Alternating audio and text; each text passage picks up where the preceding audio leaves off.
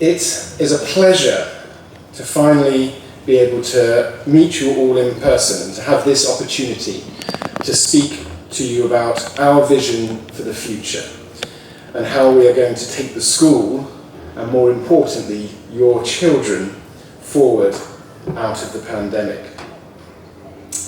Today's presentation will cover three main areas: a new culture of expectations at St. George's, how this will support your children following the pandemic, and some of the changes that you'll see next year and further plans for the future. I'll be talking about our plans for the school in a very general way, outlining our approach for the future, our expectations, and how they will shape what we do. There will be some specifics for each section, but I won't be covering all the changes we are intending to introduce. This won't be the last time I invite parents in, and there will be a lot more information coming out of the school next year. However, it is important that all our parents know about the sort of culture I want to develop at St. George's, whether your child is in K1 or ES6, so you know what to expect in the future and understand what we are trying to achieve.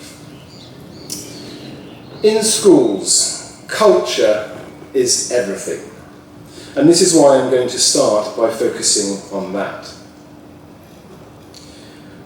We believe that every child has the ability to learn how to be successful and achieve excellence. Therefore, it is our expectation that they do. This statement is the principle that will underpin everything we do from now on. A fundamental belief in the ability of every child to achieve excellence, to be great, and to reach the top in whatever they do. This goes beyond simply improving exam results, although that is of course important. It is about improving how our students perform in all aspects of their life at school. If there is a higher standard available, why would we ever settle for less? That should be the mindset of all Georgians, whether staff or students. In academic life, aiming for the highest grade, not simply trying to pass. On the sports field or in the arts, training and practicing with commitment and passion. In our behaviour towards each other, treating each other respectfully and with courtesy. In our appearance, wearing our uniform properly, looking as smart as we can. Always aiming for excellence in all we do, because we are all capable of doing it. It is important to note that I'm not saying we are all the same. We all know that everybody is different, but that cannot be used as an excuse for not aiming for the same level of excellence. We all have different skills, different talents, different backgrounds, and different histories. It is not a level playing field, and life is not always fair or easy. It will be harder for some than others.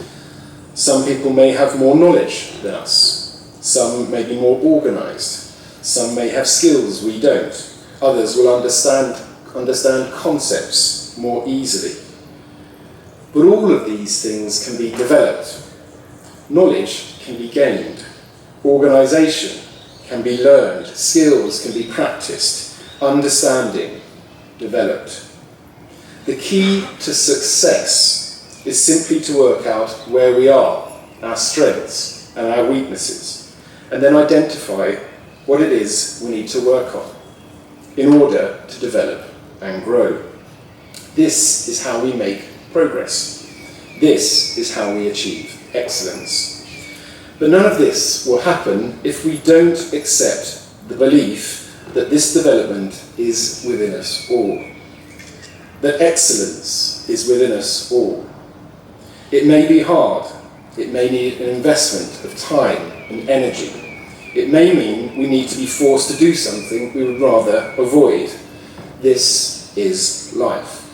And it is vital that our children learn how to develop the skills and characteristics to meet life's challenges at school. This will be our culture and expectation from now on.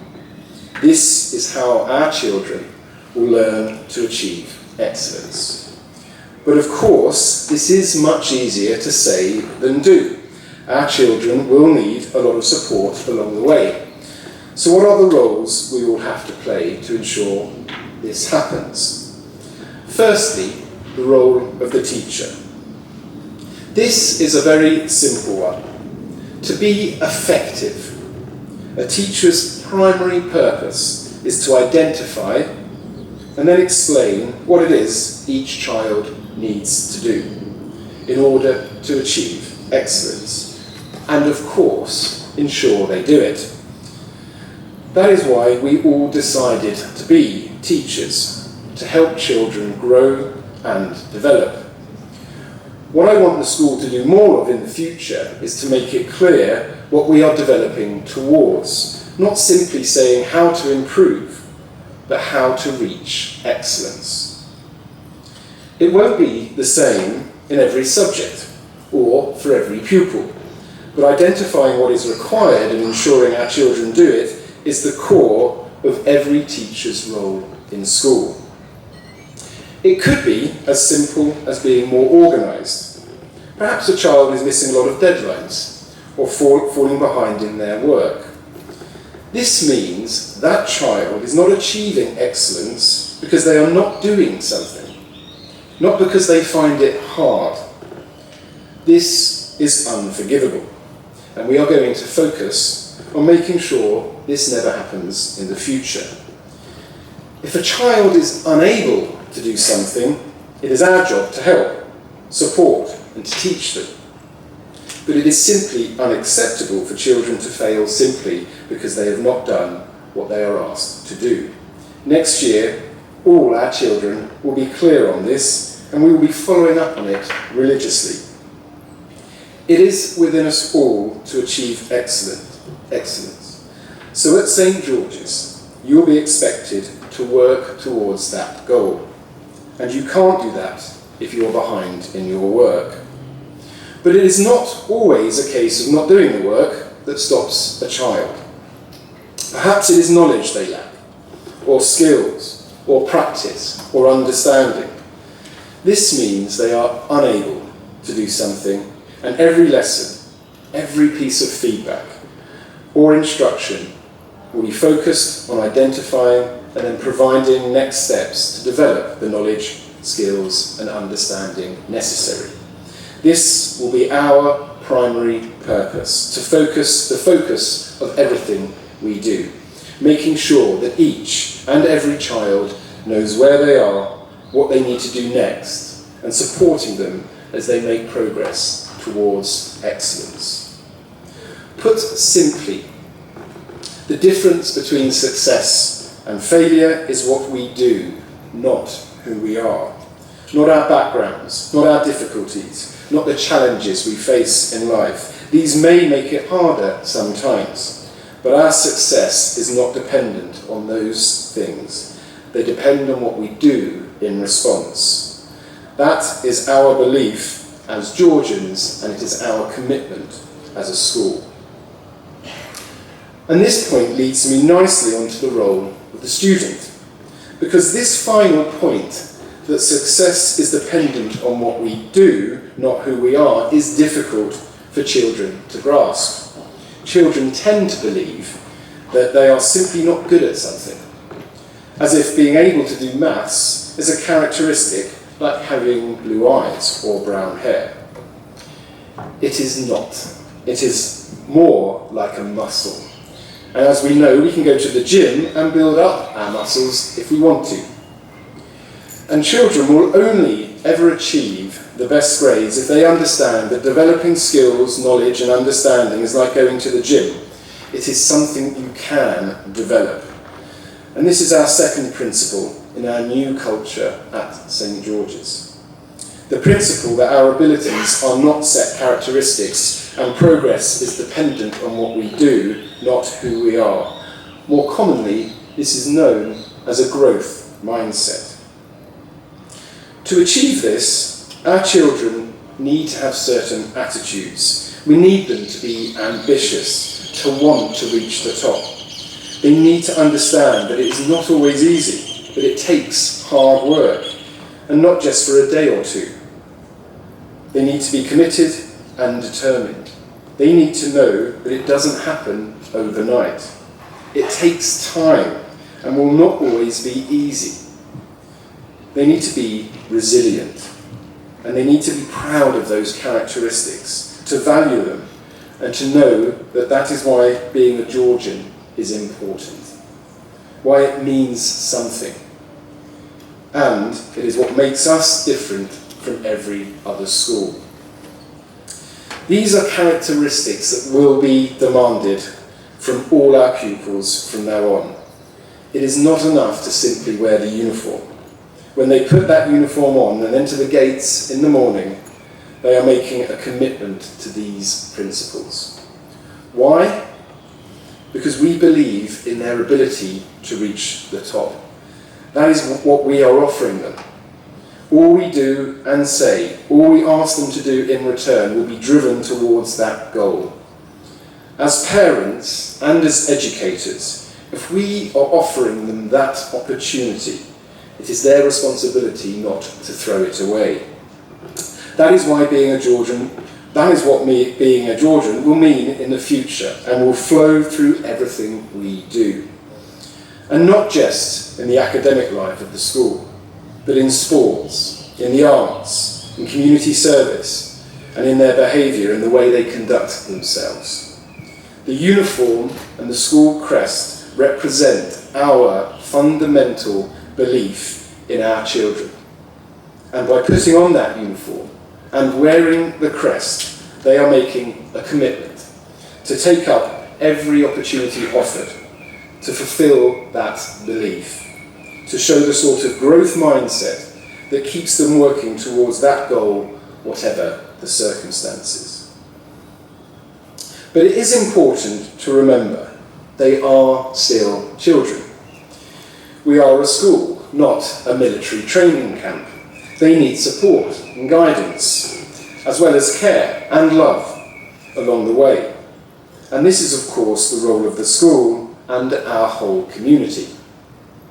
This too needs to be a fundamental part of our culture from now on, making it clear what our expectations are in assemblies, in lessons, in our daily conversations, reminding them what a Georgian really means and why our belief in them is so important.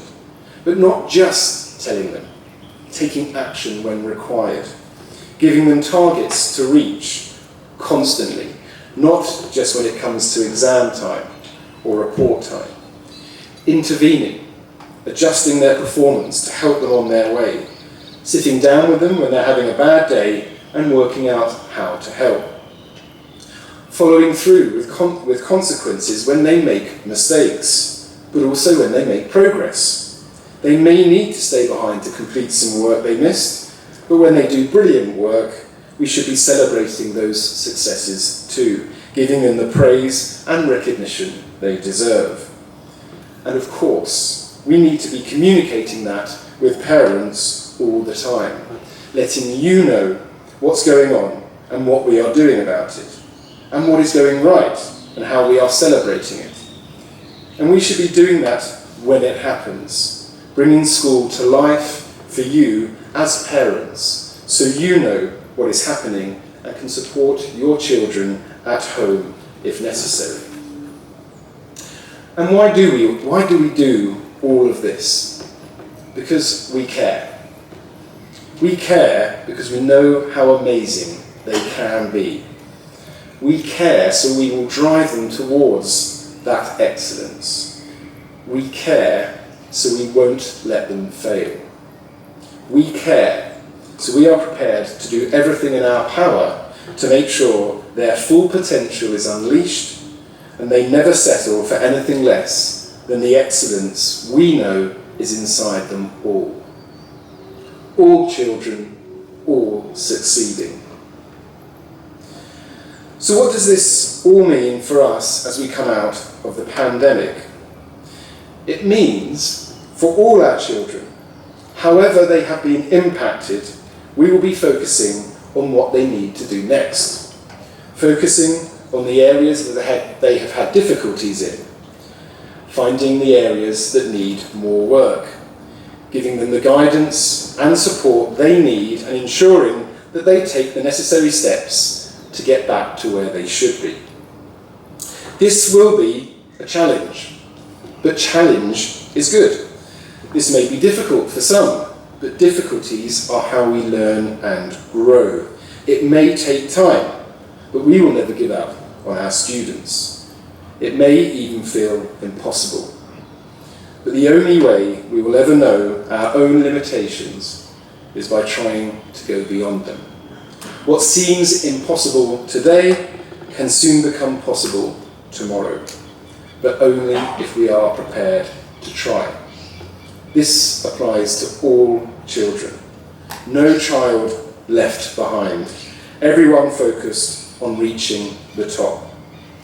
Having this approach is a fundamental part of our culture, is the way we will pull ourselves out of the pandemic and ensure that in time we will fill the gaps in knowledge, understanding and skills and ensure our children's education in the long term will not be impacted by the last 2 years.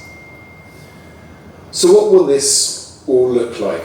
What changes can you expect to see?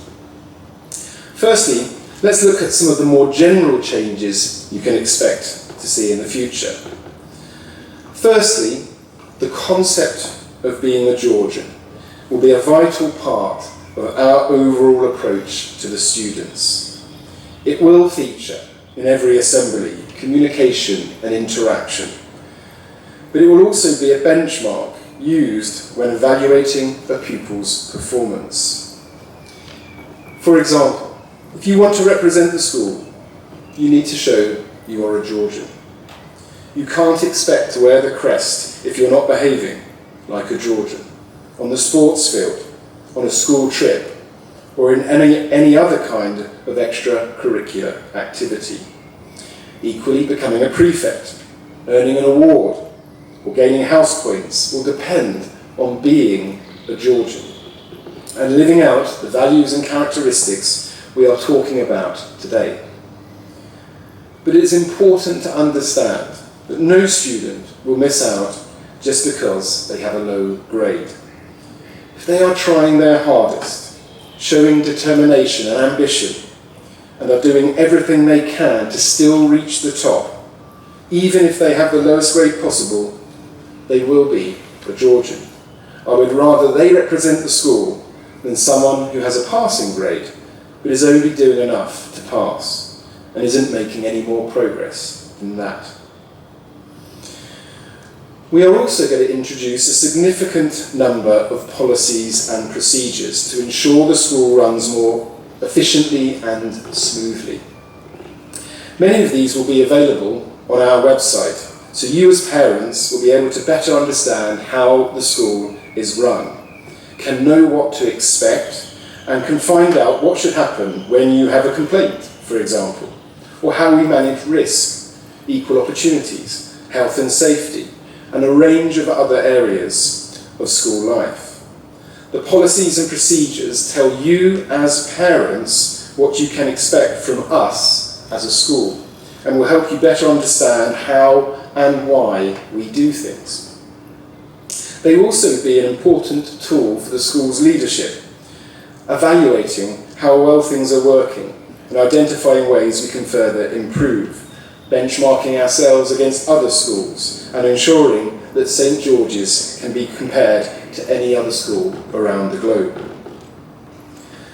We are also going to see a lot more target setting across the school. Naturally, the way this is implemented will depend on the age of the pupil. But developing a culture where everyone is looking at the next step and focusing on their targets will be key to developing the sort of cultural change we need to reach the top. But likewise, the school itself, our leadership team, our teachers and support staff will be working on targets themselves, developing how we do things, and ensuring we are focused on our own development as well as that of our pupils. As parents, you should start to see and hear your children focusing on what they have to do next. If they get a low grade, they should know why and what they need to do next time. You can interact with them at home, asking them what they are working on next and seeing that they really understand where they are and what they need to do to reach the top. Of course, this will take training and professional development for our staff. Indeed, if we are to aim to be the best, then staff development has to be one of our priorities. To achieve this, we will be using the official jornadas and providing 2 half-days of training for staff each semester on Friday afternoons. This training will support our new culture, help staff to develop their skills, increase the standard of how we run our school, and improve the experience for pupils and parents across all 3 sections. Although this does mean that pupils will be sent home early on those days, the impact this will have on their education in general will more than make up for the tiny amount of time that they will lose. I'm sure some of you may have doubts about this and may well question losing half a day's teaching. I understand those concerns and want to reassure you that we will review this next year. If we feel the desired benefit does not outweigh any negative impacts, then we will change the way we run them in the future. However, it is important to know that this training will also allow you to raise your expectations as parents. And to meet those expectations, we will be introducing a range of service level agreements, SLAs. These will be basic promises to all our parents, outlining what you can expect from us as a school. If you contact us, you can expect a reply within 24 hours, for example. A clearly laid out structure, so you know who to contact if you need certain kinds of information, what we will do in response, and making sure we follow up to ensure you are satisfied, or at least understand the actions we are taking. We want to improve the experience you as parents have of the school and make our relationship with you more efficient and more productive for both of us. To take this one step further, we are also introducing a completely new management information system called iSAMS. This is a computerized system that is used by thousands of schools throughout the world and will drastically improve how we communicate, store and access information, how we track data, and how we are able to ensure the highest levels of data protection in the future. We are running this new system in the background for the first half of next year, aiming to go live in August. And finally, there will be one more important change next year, and that is that mobile phones will be banned from being used in the classrooms across the school. For anyone in the classroom, pupils, staff, parents. Technology certainly has a place in the classroom, but our students already have all the technology they need. Mobile phones are a distraction and can cause significant social and emotional damage to young people if their use is not carefully moderated. We recognise that as a security measure, many parents will understandably want their children to have access to a cell phone during the day. But when they are in the classroom, they need to be focused and engaged on what is going on in the room, not on a phone screen. Without mobile phones in the classroom, your children will learn more, will be more focused, less distracted, and almost certainly have better mental health as a result. But what about some of the more specific things that will happen in each section? What steps are we going to take to ensure some of these general ideas actually come to life? Many of the cultural changes I have been talking about today apply less to our younger pupils. Rest assured, I am certainly not proposing keeping K1 behind after school because they haven't learned their ABCs. But we can still develop in them a sense of purpose, resilience, determination, that sense of never giving up and aiming to reach the top, helping them to understand that learning is a process that occurs over time and it's okay to fail. But when you do, it's important to keep going. Helping them to develop the characteristics that we will need, as they will need, as they grow and move to prep school. It's a vital part of the kindergarten experience. But it's not just about character. We do also need to track and monitor their progress. We need to take action to support and guide them in their learning and ensure they meet the targets we set ourselves for their progression. To manage all this, we have created 3 new leadership posts in kindergarten: a PYP coordinator, an English coordinator, and a curriculum coordinator. Their roles are to ensure we are planning and teaching the children to the highest possible standard, but also to manage and support the teachers as they monitor and track the children's performance, helping to develop intervention strategies, evaluating their effectiveness, reviewing and developing further strategies if necessary. Everything that we have been talking about today. And of course, they will also be a vital link between the school and home, ensuring we are communicating on that progress and keeping you informed on your child's progress and what they are working on next. In addition, we will also have a new safeguarding coordinator. Safeguarding is a concept that some of you may not be familiar with, but it is a vital part of every school and one of the primary responsibilities of any institution that works with children.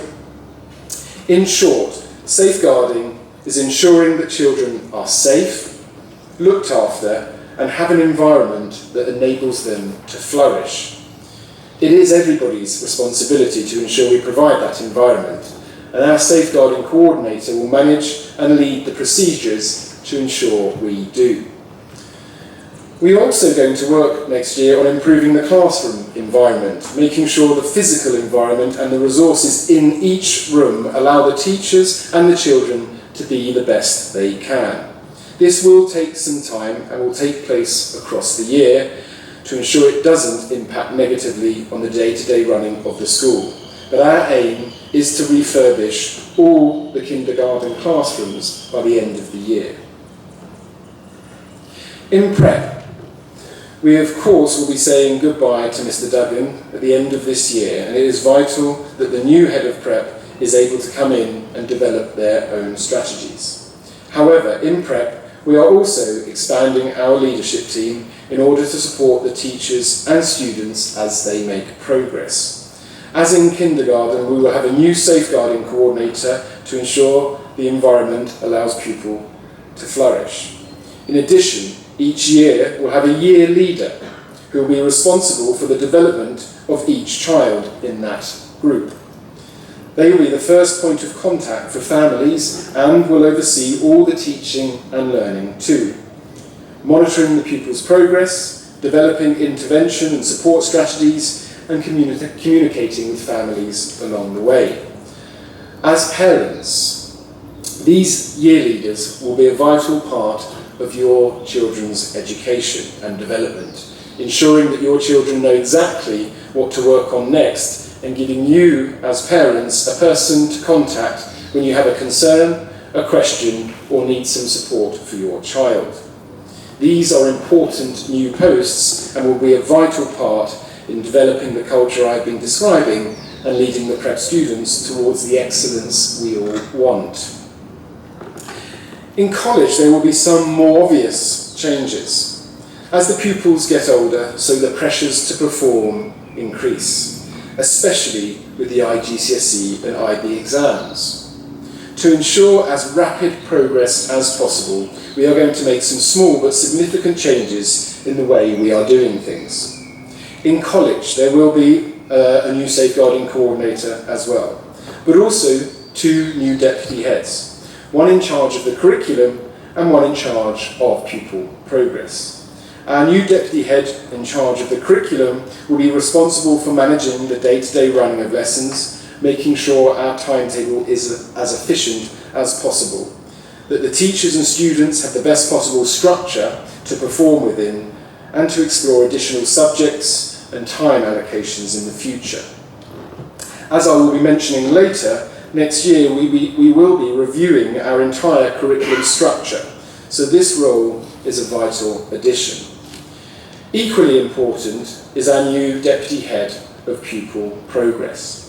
Given what I have already said, it is perhaps easy to imagine the responsibilities of this new position, making sure the students are being driven to the top, setting targets for students and supporting them on their journeys, but also providing opportunities. Opportunities such as internships, holiday programs, university guidance, as well as support programs that will push all our pupils forward, beyond even their own expectations. We are also intending to change the way we report to parents. At the moment, we report at the end of each semester, by which point the moment has passed. If we have a concern, or if a pupil is failing, it is often too late to address the problem. Next year, we will be reporting continuously.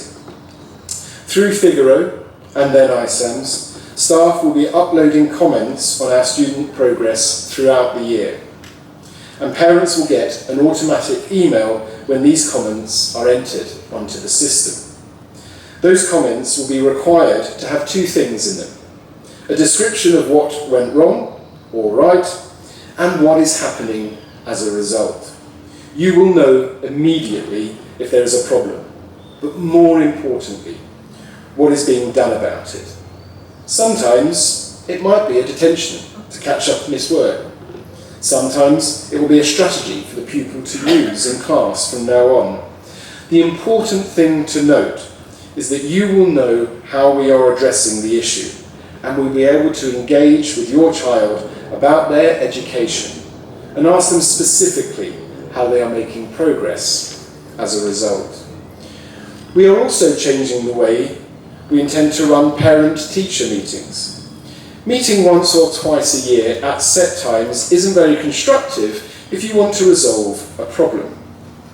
It also means you have limited time with each teacher, making it very hard to discuss in enough detail what has been happening and what will happen in the future, while also often occurring sometime after an issue has arisen, when it is too late to take action.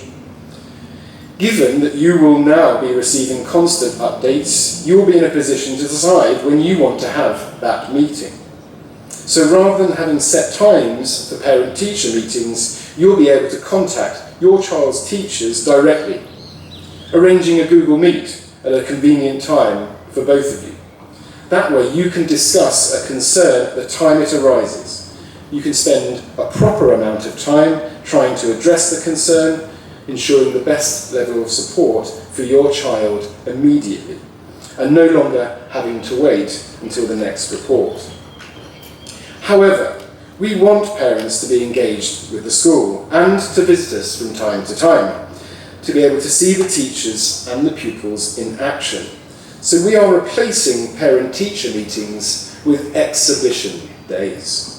These will be open days, where parents will be invited into the school and pupils will be exhibiting the work they have been doing. Every subject and every classroom will have work on display, activities, demonstrations, science experiments, performances. And you can come to meet the staff, but more importantly, see exactly what your children have been learning and see them demonstrating this in their own school. We will run these exhibition days at the end of each term next year, possibly expanding the number in the future. We will also be raising the profile of house and graduation points. The house system is one of the school's strengths and a fantastic way to encourage and reward the children. House and graduation points will be used more often in the future to serve this purpose.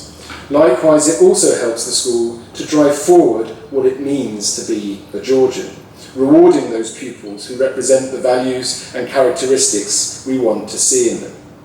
And publishing the totals and bringing the competition to life gives fuel and energy to the pupils to reach their goals.